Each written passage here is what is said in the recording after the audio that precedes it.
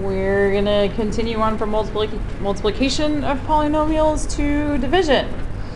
And there's a few different possibilities when we're talking about division problems. The first is when we divide by a monomial, so that's a single term. So here I've got a binomial divided by a monomial. Easiest way to deal with this is just to rewrite it. 15x squared minus 12, and we're going to divide everything by 3x. So when I do that, I just simplify each individual piece. Okay, so 15 divided by 3 is just 5, and x squared divided by x minus 12 divided by 3 is 4, but there's no x for that to simplify with, so I have to leave it in the denominator. There is my resulting expression, 5x minus 4 over x. Same kind of idea over here. We're dividing by 2, so I'm going to divide everything by 2. 24 divided by 2, 12. There are no x's to simplify. X squared. 6 divided by 2 plus 3x. 4 divided by 2 minus 2. There is our resulting expression. Now, we're to a point where we're not always going to be dividing by a monomial. We may have a full expression that we're going to divide by, and I can't put that under every term and simplify that way. So we're going to go back to long division from when you first learned how to multiply and divide. So we're going to rewrite this. 425 divided by 17. Okay? And so remember, the first thing we want to do is figure out how many times does 17 go into 42?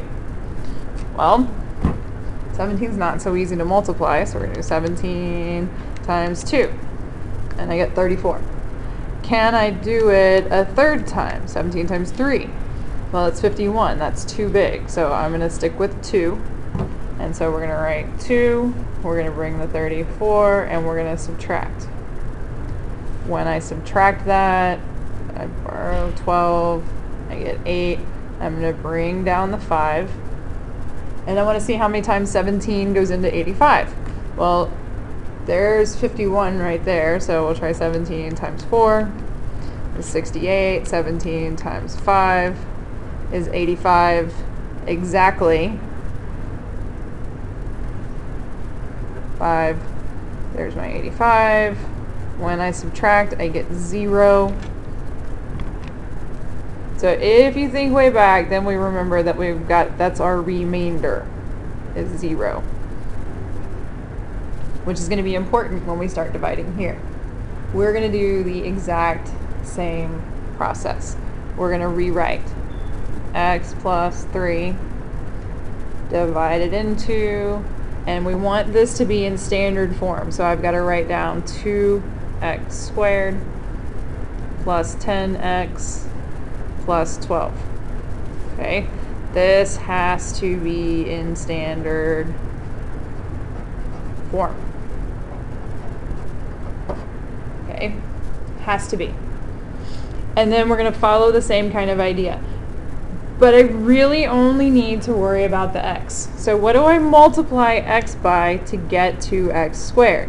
Well, I know x times x will give me x squared, and this is a 1, and 1 times 2, that will give me my 2x squared. So when I multiply it back through, 2x squared, now I have 2x times 3, that's positive 6x. Just like when we didn't have variables, we're going to subtract. So I'm going to subtract here, and then when I distribute that negative across, that makes this subtraction also. This first term cancels. That should always happen. And 10 minus 6 is 4x. So then we try to multiply again. What do I multiply 1x by to get 4x? Well, I'm going to multiply that by a positive 4. So we multiply through 4 x, and 4 times 3 is 12. I need to bring this 12 down just like we did this 5 over here. And then we're going to subtract. This one cancels, that one cancels as well. I have a remainder of 0. And my resulting expression, 2x plus 4. Okay. Long division like this always works. Now, when we have just a variable and a number, I can use synthetic division. Okay? And the key is that I can only, when we're dividing by a binomial, okay, that's a condition. The coefficient on the variable has to equal 1, inexcusable. Okay? When that works, when that is true, so the coefficient on this x is 1, this is a binomial, there's only 2 terms, then I can do this thing called synthetic division, which is a rearranging of the long division we just did, but it's a lot easier to look at. So I'm going to take the value of x that I would plug in here to make this equal 0. So x plus 2 equals 0. This x has to be negative 2. And that's what I'm going to use. And see, we even did the division symbol kind of backwards and upside down, because that's what we're going to do. And then I'm going to grab the coefficients, 3, 18, and 15. But again, I've got to pay attention to standard form. So 3x squared plus 15x plus 18. And I'm going to write only the coefficients, 3, 15, 18. Once we've got that set up, now I can do synthetic division. So just like our other examples, we bring the first one down. And we're going to multiply. Negative 2 times 3 is negative 6. But now we're going to add. 15 plus negative 6 is 9. Negative 2 times 9 is negative 18. Negative 18 is 0. And every single time, this is your remainder. And I start this, it was x squared.